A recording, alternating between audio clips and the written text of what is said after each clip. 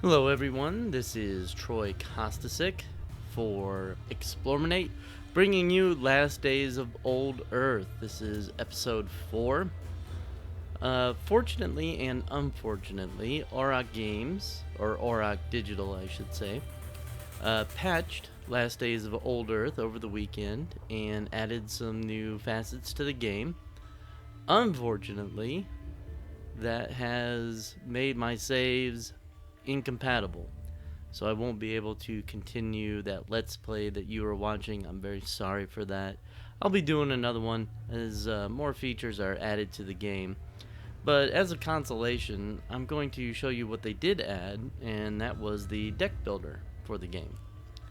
So to build a new deck, you click here on deck builder, go to new deck. You can either build for the Skywatchers or the Automata. You guys are watching me play the Skywatchers last time, so I'll go with them.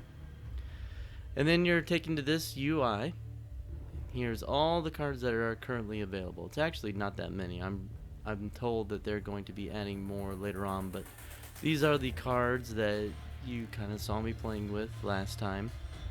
As you can see here, there's a button to go back to the main menu. Once there get to be lots of new cards, you're going to want to be able to search, so you can search for cards by name here. You can also filter the cards here. Okay, let's click them all off. Alright, by clicking this button you can see all 24, or you can filter them just for airstrike cards, which aren't in yet, and structure cards are not in yet. But here are regular units, and here are hero cards. Okay, so I'm going to put them all up there just like this, and I'm going to start building my deck. You can see down here it'll show you how many of each type of card you have, including total. And you know, if you want to import a deck and edit it from here, you can do that. Then of course you're going to want to save your deck later on. If you notice, there's this warning: you must have at least 40 cards in your deck. Okay, so last time I was using, I think it was this hero, which gave my infantry a bonus, and there's more than one hero with that ability. Here's another one. So I really like that, so I'm gonna start by adding those heroes. Now you can only have one of each hero card in your deck. You can't just stack your deck with a bunch of heroes, and part of the reason for that is when a hero is captured or killed, you don't ever get them back. So if you could have multiple of the same hero card in your deck, it would kind of defeat the purpose of trying to capture a hero at the end of combat.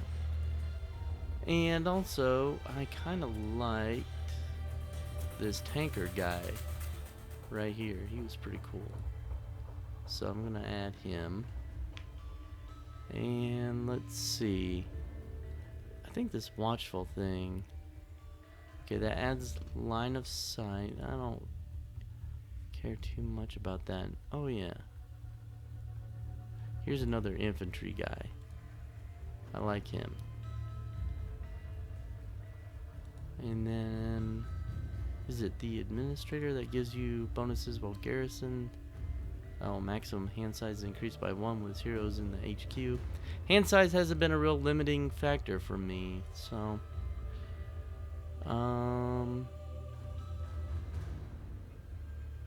this unbreakable do when leading a garrison. Now this is the guy I'm looking for.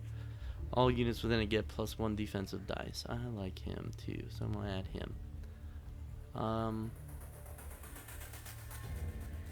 What does this guy do? Alert. 3 additional dice during anti-air rolls. Not useful right now.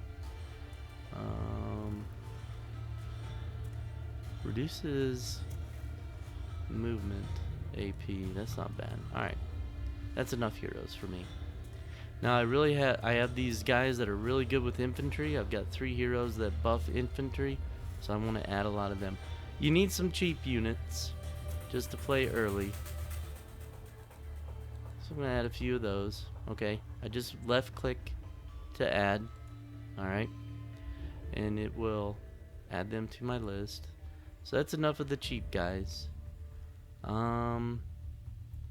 can start adding some more expensive ones now. And if you remember your rules from Magic the Gathering, you know, you want to play as many of the good cards as you can.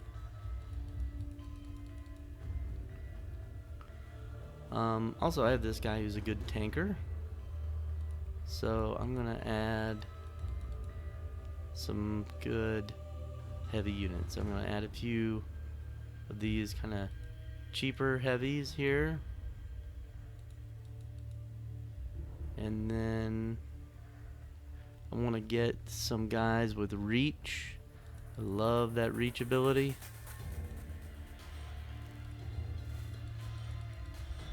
And let's see, I've got enough for 3 more. I'm going to do 3 shield generators. Oh wait, that actually puts 46 cards in my deck. And I don't want to have more than 40. That way I can make sure I draw what I want. So let's drop these shield generators. And I think I'll take down my cheap units there. Alright, there we go. Alright, so that's a deck. I don't have any real good advice at this point, so I'm gonna name this one Infantry Tanker, and save it.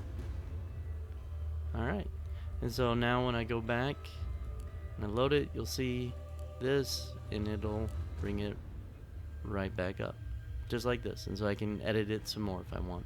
And then if I want to save those changes, I can just save the deck, just like that. Easy, easy. Alright, well, I want to apologize for, you know, not being able to finish that Let's Play. I was having a good time. I enjoy playing Last Days of Old Earth. I think it's a fun game. It's a nice turn-based strategy game that, I mean, it's easy to pick up and learn. Like, if you're interested in getting into strategy games and you're looking for something that's maybe not as intimidating as oh, I don't know, say something like Endless Legend, where you're having to make a lot of important decisions every turn and there's a lot of mechanics to learn, Last Days of Old Earth might be good for someone just starting out in strategy games. It's fairly straightforward, and at the moment there's not a lot of cards, so they're easy to learn what they do. Anyway, this has been Troy Kostasic for Explorminate. I want to thank you very much for joining me, and I look forward to seeing you the next time. Take care, everyone.